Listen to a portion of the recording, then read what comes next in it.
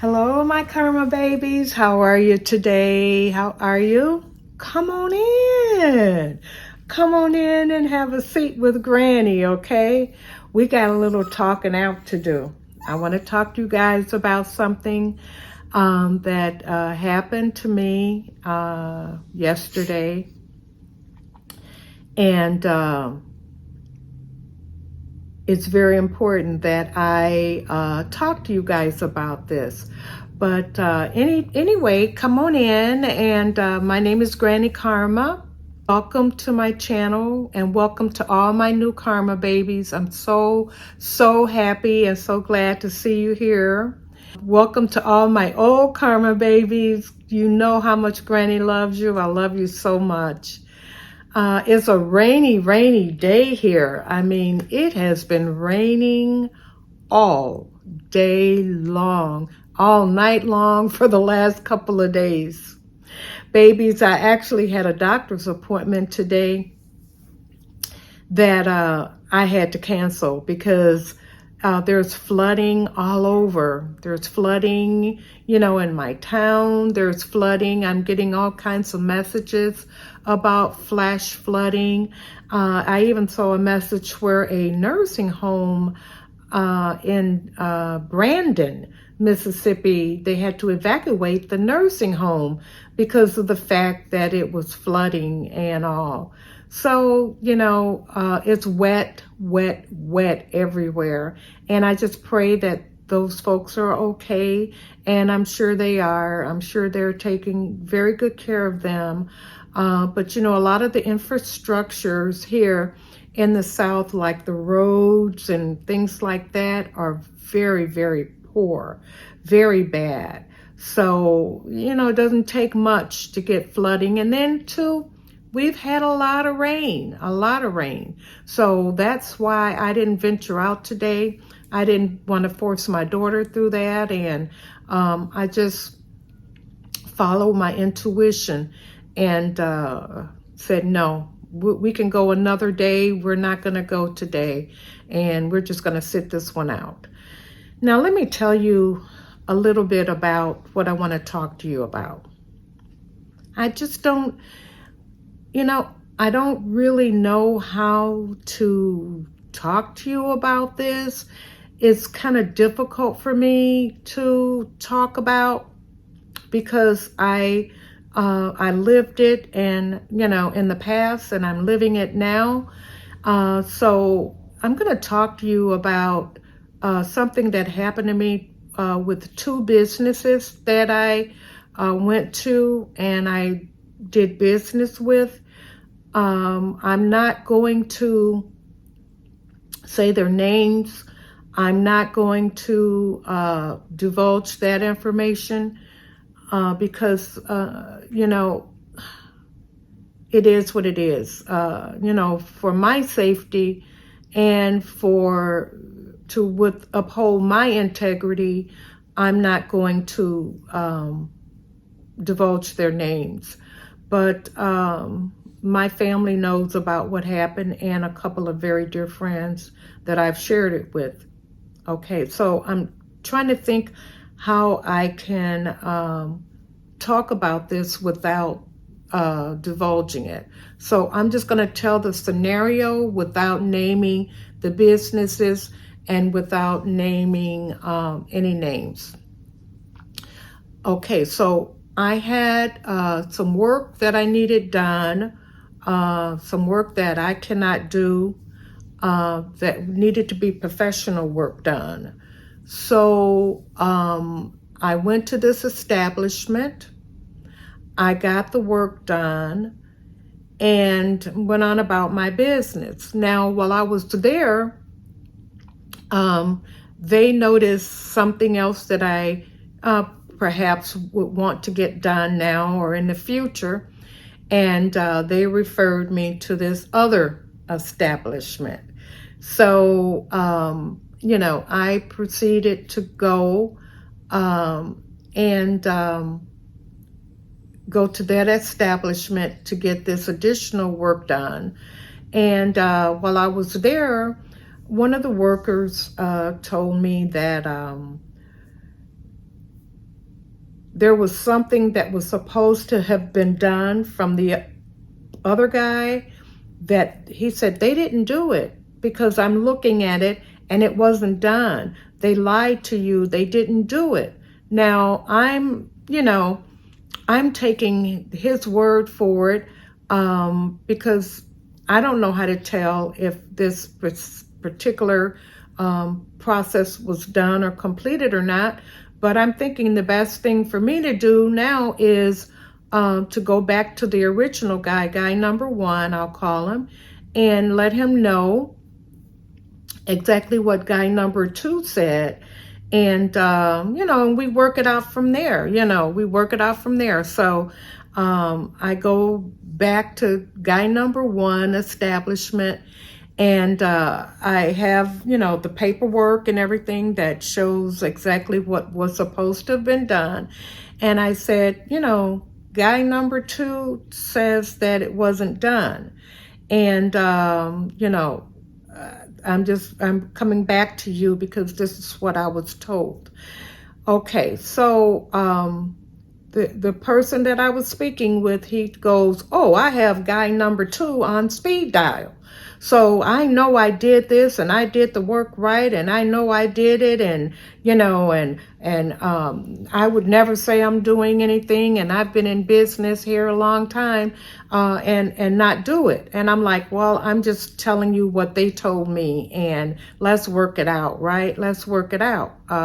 And I had paid quite a bit of money to get both jobs done. Believe you me, babies, I paid good money.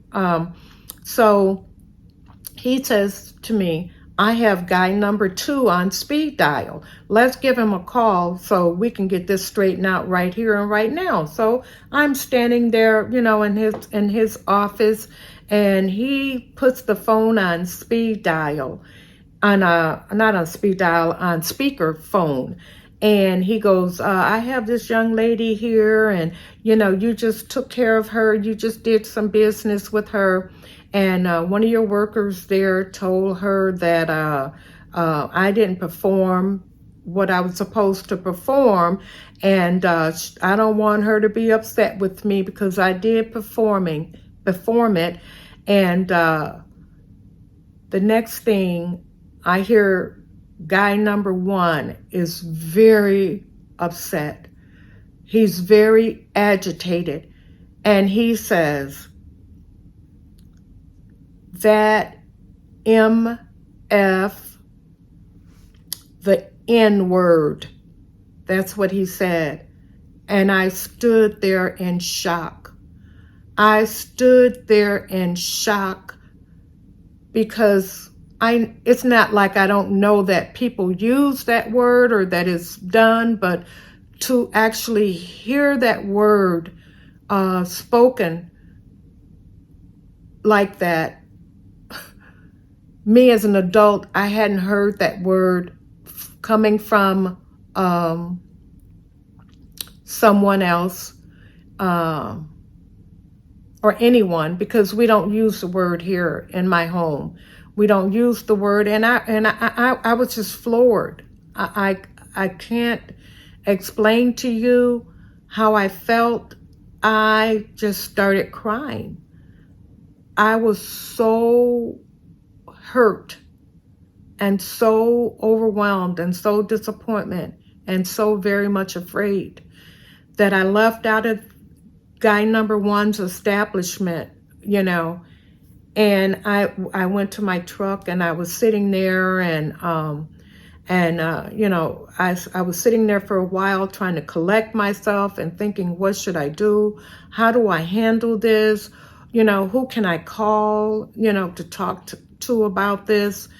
Not that I was going to do anything to guy number 2 for saying the word, or, but it was just the emotions. The core of my being was insulted. The core of my being was insulted. And so now guy number 1 comes out, and now he's highly insulted because I'm questioning him and his what he's done and what, why are you questioning me? I always do what I'm supposed to do. I'm a businessman and I always do what I'm supposed to do. And I said to him, I said, I went to someone that you referred me to, that you trusted, and they're at that company telling me that you did not do what you said you were going to do.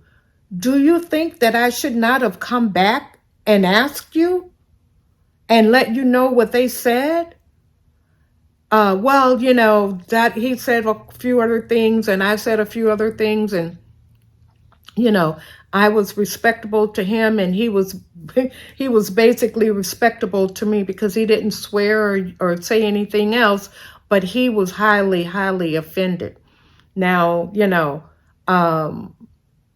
I told him all I wanted was to have what I pay for. That's all I'm here for.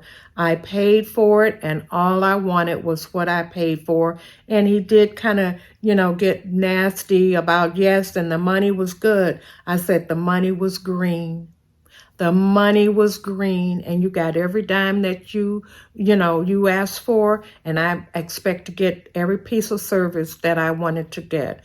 So he said, come back and I'll be able to show you at another time exactly, what I did and that is done and this and that and all of that. And I said, fine. I thought about what I should do. Now I am boiling on the inside. I'm not so much angry as I am angry, but I'm thinking, this goes to show you, never let your guard down. Always remember where you are. Remember your surroundings. Remember who you're dealing with. And you don't know, all the particulars. So, well, maybe it wasn't a good idea, but I could not just ignore it. I could not just walk away from it and ignore it. So I go back to guy number 2. And as I pull up, he runs to my truck and he's like, oh, don't say anything to the guy.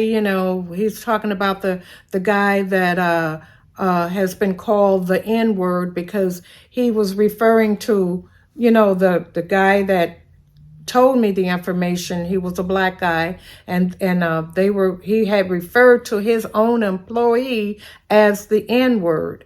And he was like, I think he's on drugs and he's been acting weird today, so don't say anything to him, but I'm going to take a look at it and I'm going to make sure that, he's not qualified to have told you that. I'm going to make sure that, that it is done, that it was done correctly, and that, that the situation was done. And I told him, I said, I didn't come back up here for you to check anything for me. I came back up here to let you know that I heard exactly what you said. And to let you know that I know that you are aware that you should not be saying that word. You shouldn't even alter it. It shouldn't even be a part of your vocabulary. Now, I told him that it was disgusting, it was vile, and it was horrible, that he should be ashamed of himself for using that word to describe or to say anything about anyone. He should be ashamed. I know, I'm so sorry, I should have never said that, but, I just got upset and my wife tells me that I shouldn't do that, but I got upset, and I said it. He even went to the part to tell me that He used to love to play basketball, and he had a lot of black friends, and he would play basketball with them, and that they would use that word back and forth to each other, which I kind of doubt. But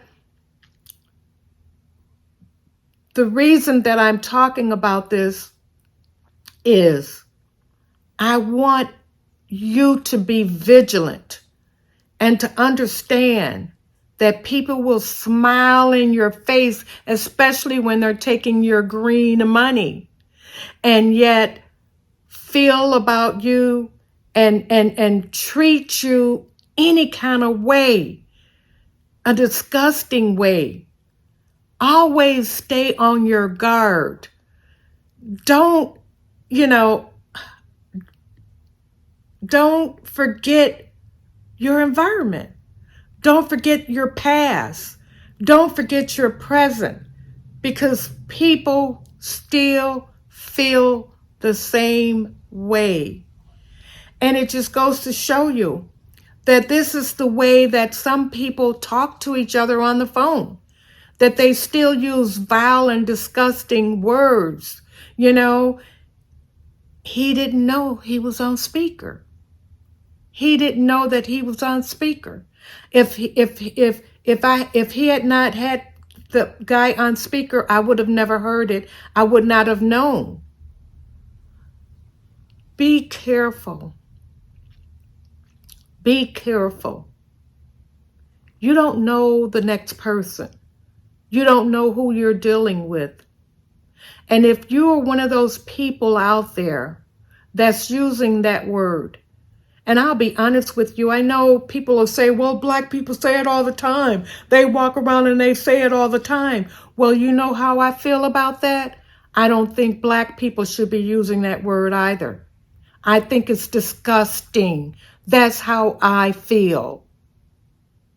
That's how I feel. So many people died because of that word, and I don't think it's a cute word for black people to use or for white people to use or any people to use. And I told him, I said, do you realize that you could die from using that word? You could use that word to the wrong person and you could die. Not only, I said, I'm thankful that my husband didn't hear it, who's deceased. Because my husband would have came up there and tried to resolve that matter. I don't know, he would have approached him about it. And I told him, I said, there would have been a crime scene in this town, a crime scene from what my husband would have done to you, and a crime scene from what people would have probably done to him later. This is disgusting. And you will be the one that will have to account for it in heaven. You will be the one. You think you're funny. You think you're cute. You think everything is fine and laughable. And as long as they don't hear it, I'm okay by saying it and doing it. No, you're not. Wouldn't have heard it, but God hears it. He hears it. And you're just defiling yourself by using that word with the devil. I'm sick of it. I'm 73 years old and I still have to hear that word come from an individual in reference to one of their own employees, and coming as, not just, even if it had been a black person that had said it about another black person, but for a white person, do you know how that made my gut? Do you know how that made me feel? People, you got to get it together. You got to get it together.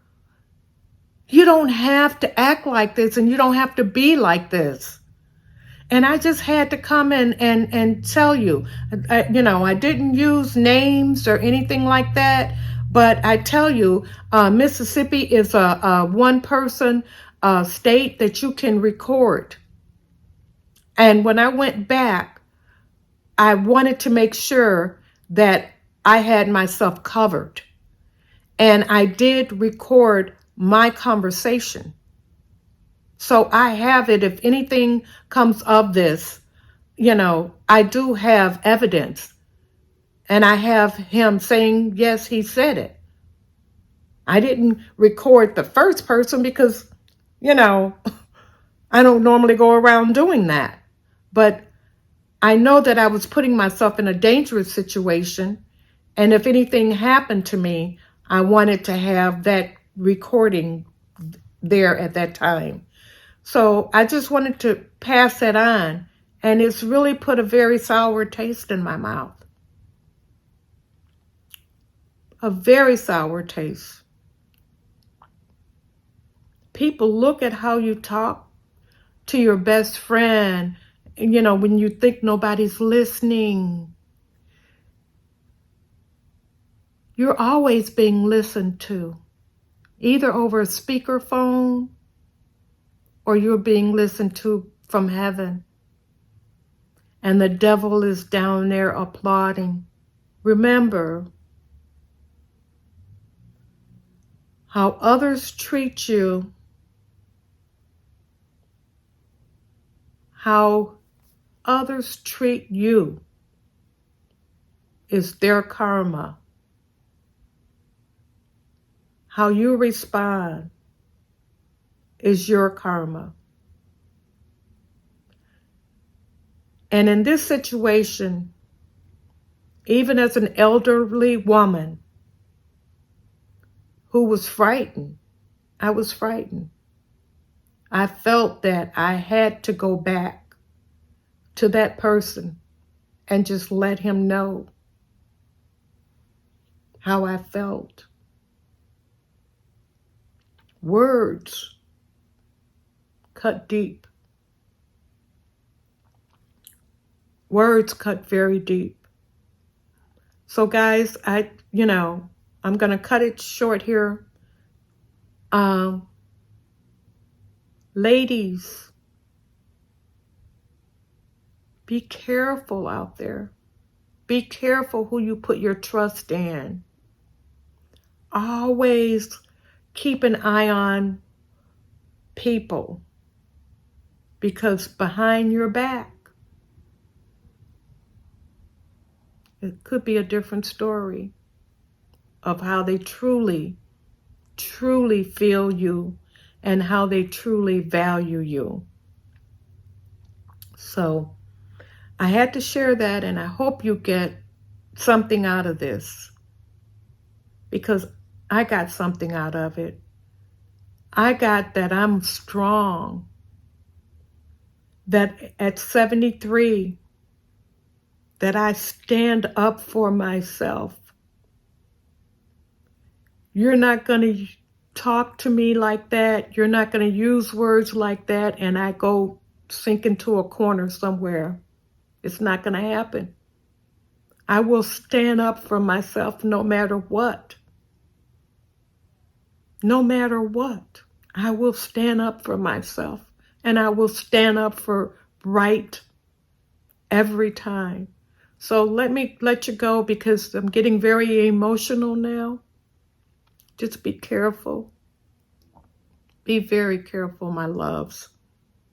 And I'll talk to you guys in the next video. Bye-bye, and I love you all very much. Bye-bye, my karma babies. I'll see you in the next video.